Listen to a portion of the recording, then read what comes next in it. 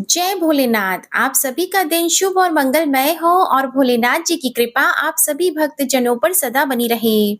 आज सुनिए सावन मास महात्म्य का अध्याय 22। आज के अध्याय में आप सुनेंगे गौतम और प्रेत का संवाद, प्रेतों का उद्धार तथा प्रेत तीर्थ की उत्पत्ति का वर्णन और नरकेश्वर के महात्म्य का वर्णन। महादेव जी देवी पार्वती जी से कहते हैं, हे देवी, पूर्व काल की बात है, उत्तम व्रत का पालन करने वाले महर्षि गौतम भृगु कच्छ से प्रभास क्षेत्र में आए। वे परम पवित्र उत्तरायण में श्री सोमनाथ जी का दर्शन करने की इच्छा से वहां पधारे थे। सोमेश्वर का दर्शन तथा संपूर्ण तीर्थों में स्नान करके गौतम जी प्रभास में ही तीर्थ भ्रमण करने लगे। घूमते घूमते गात्रछेद तीर्थ में गए। उसकी सीमा पर पहुंचते ही उन्हें वैष्णव वन दिखाई दिया, जो भगवान विष्णु को बहुत ही प्रिय है। उस वन में 100 धनुष तक फैला हुआ पुरुषोत्तम क्षेत्र है। वहां सीमा पर पहुंचकर उन्होंने महाभयंकर विशालकाय 5 प्रेतों को देखा, जो बड़े बड़े वृक्षों पर बैठे हुए थे। उनके केश ऊपर की ओर उठे हुए थे। उन प्रेतों को देखकर वे भय से थर्रा उठे। फिर भी धैर्य धारण करके देर तक कुछ सोच विचार कर उन्होंने पूछा, अहो, यह विकराल देह धारण करने वाले तुम लोग कौन हो? प्रेतों ने कहा, महामना, हम लोग प्रेत हैं और इस तीर्थ को श्रेष्ठ एवं पुण्यमय सुनकर बहुत दूर से यहाँ आए हैं, परंतु हमें इसके भीतर प्रवेश की आज्ञा नहीं मिलती। कुछ अदृश्य दूतों ने हमें मार मार कर जर्जर कर दिया है। हम में से एक यह लेखक है, दूसरा रोहक है, तीसरा शीघ्रग है, चौथा सूचक है और पांचवा मैं सबसे बड़ा पापी हूँ। मेरा नाम पर्युषित है। गौतम ने पूछा, तुम लोग तो प्रेत योनि में पड़े हुए हो, फिर तुम्हारे ये लेखक आदि नाम कैसे हुए? गौतम ऋषि के पूछने पर प्रेत बोले, इसके पास जब कोई ब्राह्मण याचना करने आता तब यह पृथ्वी पर कुछ लिखने लगता था। उसे हाँ या ना कुछ भी उत्तर नहीं देता था, इसीलिए यह लेखक नाम से सूचित हुआ है। हमारा यह दूसरा साथी किसी याचक ब्राह्मण को देखते ही भय से महल की छत पर चढ़ जाता था, इसलिए इसका नाम रोहक अर्थात चढ़ने वाला हुआ। इस तीसरे पापी ने राजा से बहुत से ब्राह्मणों के विषय में यह सूचना दी अर्थात चुगली की कि ये तो बड़ा धनाढ्य है, अतः इसकी सूचक नाम से ही प्रसिद्धि हुई। ये चौथे महाशय ब्राह्मणों द्वारा याचना करने पर प्रतिदिन भागकर शीघ्रता पूर्वक आगे बढ़ जाते थे, किसी को कुछ भी नहीं देते थे, अतः इन्हें शीघ्र कहा गया है। मैं ब्राह्मणों को सदा पर्युषित अर्थात बासी कदन्न देता था और स्वयं मिष्ठानों से ही पेट भरता था, इसलिए मैं पर्युषित नाम से धरती पर प्रसिद्ध हुआ। गौतम ऋषि ने पूछा, संसार में कोई भी प्राणी बिना भोजन के नहीं रहते, अतः बताओ तुम लोग क्या आहार करते हो? तब प्रेतों ने कहा, द्विज श्रेष्ठ, जहाँ भोजन के समय आपस में कलह होने लगता है, वहां उस अन्न के रस को हम ही खाते हैं। जहाँ मनुष्य बिना लिपि पुती धरती पर खाते हैं, जहाँ ब्राह्मण शौच आचार से भ्रष्ट होते हैं, वहां हमको भोजन मिलता है। जो पैर धोए बिना खाता है, जो दक्षिण की ओर मुंह करके भोजन करता है, अथवा जो सिर में वस्त्र लपेटकर भोजन करता है, उसके उस अन्न को सदा प्रेत ही खाते हैं। जहाँ रजस्वला स्त्री, चांडाल और सुअर श्राद्ध के अन्न पर दृष्टि डाल देते हैं, वह अन्न हम प्रेतों का ही भोजन होता है। जिस घर में सदा झूठन पड़ा रहे, निरंतर कलह होता रहे और बलि वैश्वदेव न किया जाता हो, वहां हम प्रेत लोग भोजन करते हैं। ब्राह्मण ने पूछा, कैसे घरों में तुम्हारा प्रवेश नहीं होता? यह बात मुझे सत्य सत्य बताओ। तब प्रेत बोले, ब्राह्मण, जिस घर में बलि वैश्वदेव होने से धुएं की बत्ती उठती दिखाई देती है, उसमें हमारा प्रवेश नहीं होता। जिस घर में सवेरे चौका लग जाता है तथा वेद मंत्रों की ध्वनि होती रहती है, वहां की किसी वस्तु पर हमारा अधिकार नहीं होता। गौतम ऋषि ने पूछा, किस कर्म के परिणाम से मनुष्य प्रेत भाव को प्राप्त होता है? तब प्रेत बोले, जो धरोहर हड़प लेते हैं, झूठे मुंह यात्रा करते हैं तथा गौओं और ब्राह्मणों की हत्या करने वाले हैं, वे प्रेत योनि को प्राप्त होते हैं। जो दूसरों की चुगली खाने में लगे रहते हैं, झूठी गवाही देते और न्याय के पक्ष में नहीं रहते, वे मरने पर प्रेत होते हैं। जो सूर्य की ओर मुंह करके थूक, खंखार और मल मूत्र त्याग करते हैं, वे प्रेत शरीर प्राप्त करके दीर्घ काल तक उसी में स्थित रहते हैं। गौओं, ब्राह्मणों तथा रोगियों को जब कुछ दिया जाता हो, उस समय जो न देने की सलाह देते हैं, वे भी प्रेत ही होते हैं। यदि शूद्र का अन्न पेट में रहते हुए ब्राह्मण की मृत्यु हो जाए, तो वह अत्यंत भयंकर प्रेत होता है। हे विप्रवर, जो अमावस्या तिथि में मदोन्मत्त होकर हल में 3 बैलों को जोतता है, वह मनुष्य प्रेत होता है। जो विश्वासघाती, ब्रह्म हत्यारा, स्त्री वध करने वाला, गोघाती, गुरुघाती और पितृ हत्या करने वाला है, वह मनुष्य भी प्रेत होता है। मरने पर जिसके लिए 16 एकोदिष्ट नहीं किए गए हैं, उसको भी प्रेत योनि की प्राप्ति होती है। गौतम ऋषि ने पूछा, किस कर्म के परिणाम से मनुष्य प्रेत योनि में नहीं पड़ता, वह सब मुझसे कहो। तब प्रेतों ने कहा, जो तीर्थ यात्रा में तत्पर, देव पूजा परायण तथा सदा ब्राह्मण भक्त रहता है, वह प्रेत नहीं होता। जो प्रतिदिन शास्त्र सुनता, नित्य पंडितों की सेवा करता और वृद्ध पुरुषों से अपना संदेह पूछता है, वह प्रेत नहीं होता। जो पवित्र गया तीर्थ में जाकर श्राद्ध करता है, उसके वंश में कोई प्रेत नहीं होता। इसीलिए हम बड़ी दूर से यहाँ शीघ्रता पूर्वक आए हैं, परंतु इस पुण्य क्षेत्र में प्रवेश नहीं कर पाते।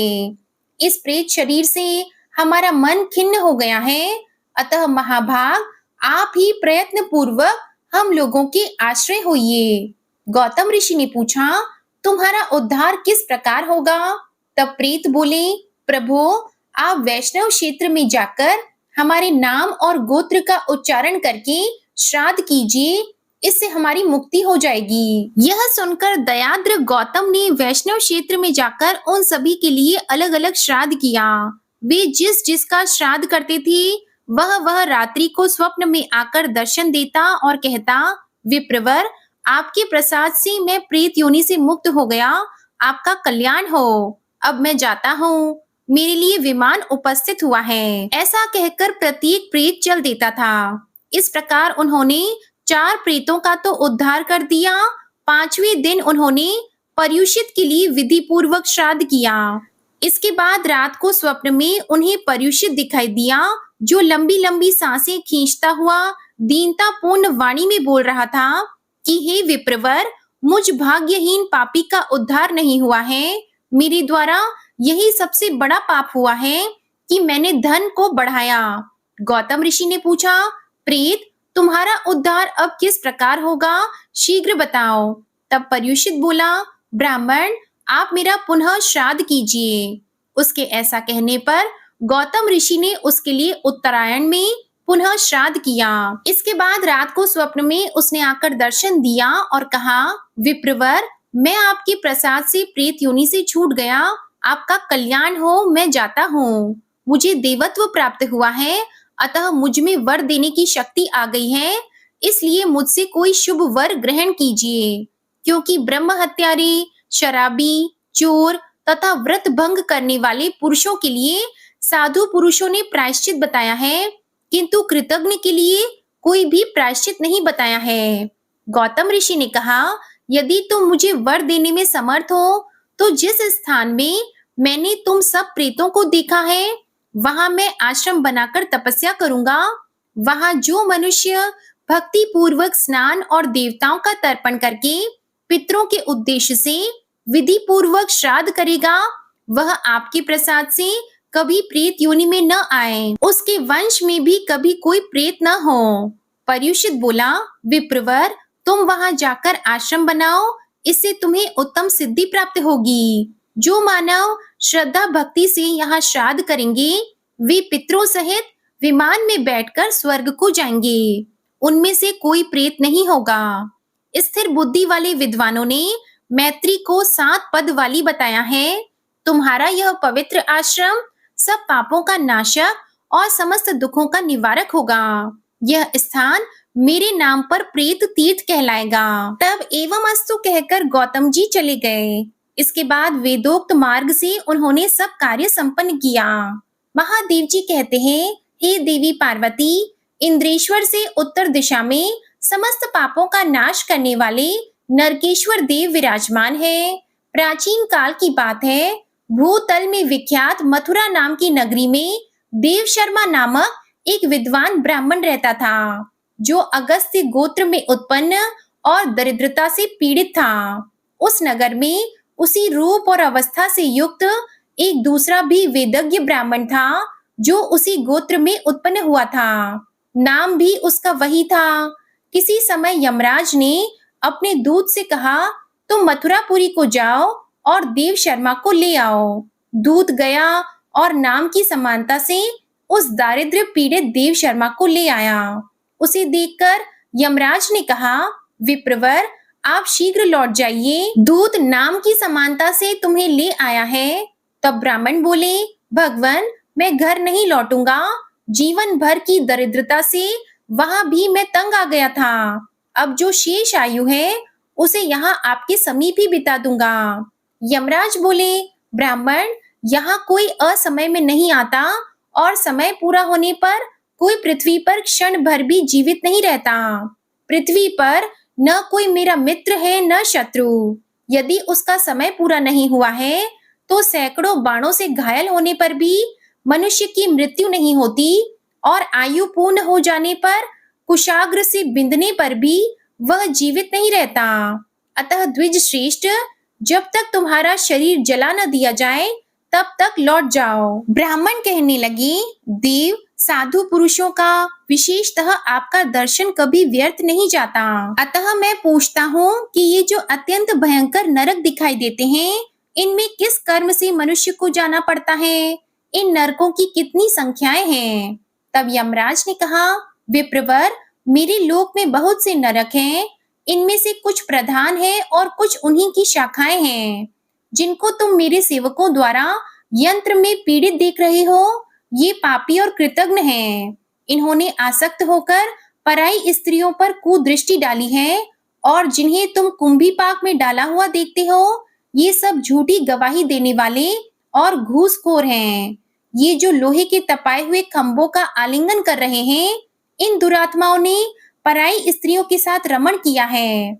जो दुष्ट, गोघाती तथा देवताओं और ब्राह्मणों के निंदक रहे हैं, वे ही ये कुठार से काटे जाते हैं। जिन्हें सियार, भेड़िए और लोहमुख जंतु खा रहे हैं तथा ये जो भूख से पीड़ित होकर अपना ही मांस खाते हैं, इन्होंने कभी अन्नदान नहीं किया है।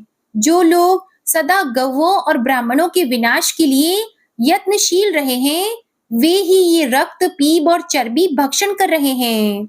इसी प्रकार विविध पापों का फल भोग कराने के लिए अलग अलग नरक होते हैं।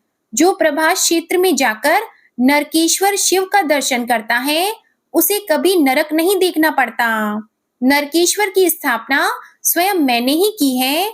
यह सुनकर वह ब्राह्मण अपने घर को लौट गया और धर्मराज के वचन का स्मरण करके प्रभास क्षेत्र में जाकर जीवन भर नरकेश्वर की आराधना में संलग्न होकर उत्तम सिद्धि को प्राप्त हुआ। इसलिए सर्वथा प्रयत्न करके भक्ति पूर्वक नरकेश्वर का दर्शन करना चाहिए। अति पातकों से युक्त मनुष्य भी उनके दर्शन से नरक में नहीं पड़ता।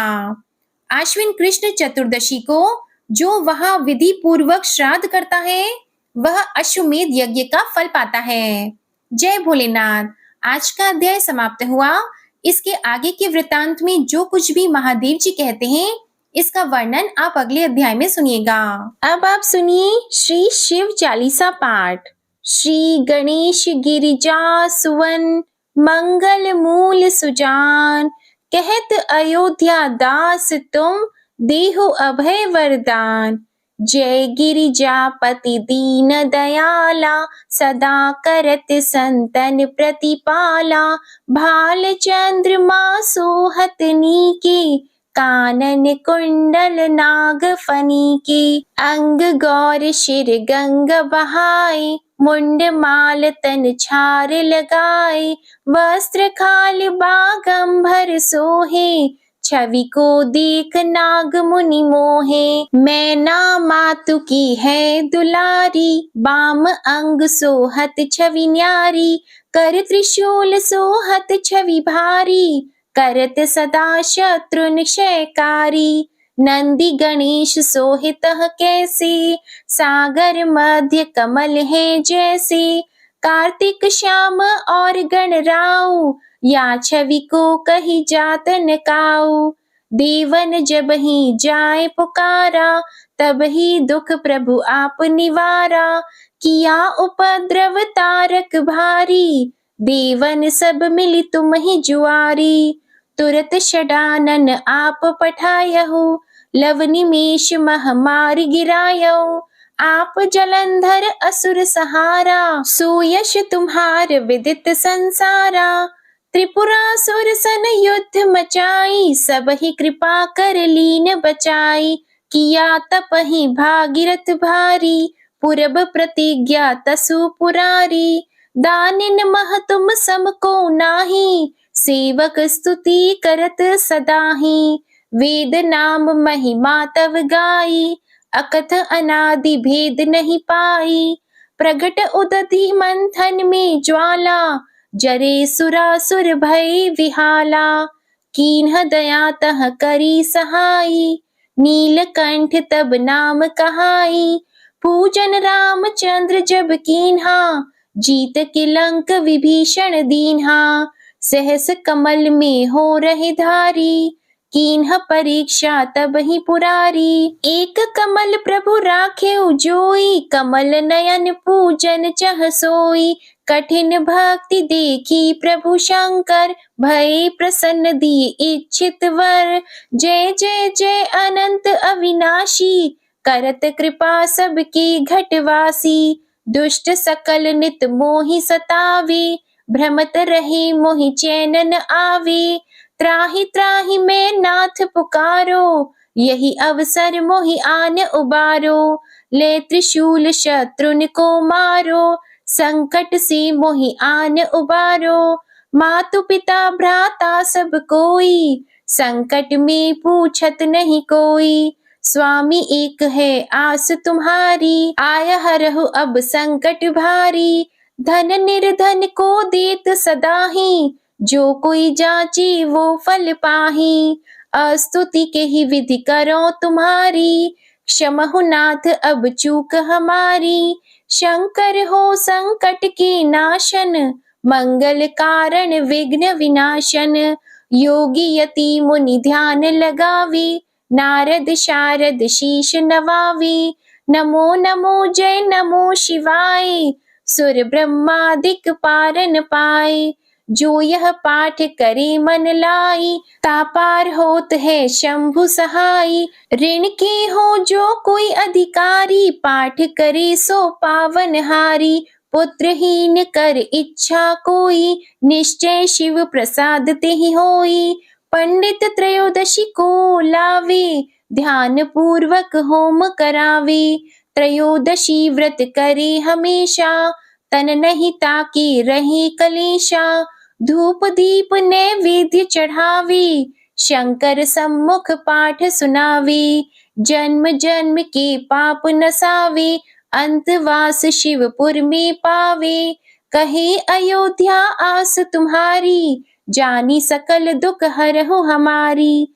नित नेम कर प्रातहि, पाठ करो चालीसा। तुम मेरी मनोकामना, पूर्ण करो जगदीश। मगसर छठी हेमंत ऋतु, संवत 64 जान। स्तुति चालीसा शिव ही, पूर्ण कीन कल्याण। शिव चालीसा समाप्त होती है। प्रेम से बोलिए भगवान भोलेनाथ की जय। अब आप सुनिए भगवान भोलेनाथ की आरती। ओम जय शिव ओंकारा, प्रभु हर शिव ओंकारा। ब्रह्मा विष्णु सदा शिव, ब्रह्मा विष्णु सदा शिव। अर्धांगी धारा, ओम जय शिव ओंकारा। एकानन चतुरानन पंचानन राजे स्वामी पंचानन राजे हंसासन गरुड़ासन हंसासन गरुड़ासन वृषवाहन साजे ओम जय शिव ओंकारा। दो भुज चार चतुर्भुज दस भुज अति सोहे स्वामी दस भुज अति सोहे त्रिगुण रूप निरखते त्रिगुण रूप निरखते त्रिभुवन जन मोहे ओम जय शिव ओंकारा। अक्षमाला वनमाला मुंडमाला धारी स्वामी मुंडमाला धारी त्रिपुरारी कंसारी त्रिपुरारी कंसारी करमाला धारी ओम जय शिव ओंकारा। श्वेतांबर पीतांबर बाघंबर अंगे स्वामी बाघंबर अंगे सनकादिक गरुणादिक सनकादिक गरुणादिक भूतादिक संगे ओम जय शिव ओंकारा। कर की मध्य कमंडल चक्र त्रिशूलधारी स्वामी चक्र त्रिशूलधारी सुखकारी दुखहारी सुखकारी दुखहारी जगपालनकारी ओम जय शिव ओंकारा। ब्रह्मा विष्णु सदाशिव जानत अविवेका स्वामी जानत अविवेका प्रणवाक्षर में शोभित प्रणवाक्षर में शोभित ये तीनों एका ओम जय शिव ओंकारा। त्रिगुण स्वामी जी की आरती जो कोई नर गावे स्वामी जो कोई नर गावे कहत शिवानंद स्वामी कहत शिवानंद स्वामी मन वांछित फल पावे ओम जय शिव ओंकारा ओम जय शिव ओंकारा। जय भोलेनाथ। आपको ये कथा पसंद आए तो वीडियो को लाइक कीजिएगा, शेयर कीजिएगा, कमेंट में महादेव जी की जय लिखिएगा और चैनल को जरूर सब्सक्राइब कीजिएगा। इसी के साथ आज आप हमारे चैनल पर शिव महापुराण की कथा और सावन सोमवार व्रत की कथा भी जरूर सुनिएगा। ओम नमः शिवाय।